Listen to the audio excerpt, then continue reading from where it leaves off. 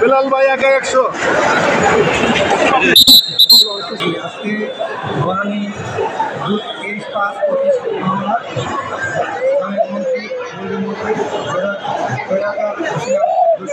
আনিসুল হককে এই আদালতে জানানো হয় এবং পুলিশ আইন ওনার অস্ত্র মামলায় ওনার 5 দিনের রিমান্ড চায়। এই আদালত শুনে 2 দিন রিমান্ড করে। এজাহারে গল্প করা হয়েছে যে ওনার লাইসেন্সকৃত একটি পিস্তল যেটা মেয়াদ উত্তীর্ণ হয়ে গেছে, স্বরাষ্ট্র মন্ত্রণালয় বারবার বিজ্ঞপ্তি দেওয়ার পরেও এই অস্ত্র জমা দেয়নি এবং উনিও জমা দেন না, ওনার প্রতিনিধি কেউ এসে এই অস্ত্র জমা দেয়নি। যার জন্য এই অস্ত্র যে অপরাধ করা হয়েছে কিনা শনাক্ত হয়েছিল কী অবস্থা হচ্ছে জানার জন্য পুলিশ রিমান্ড। চলো ভিতরে আসেন।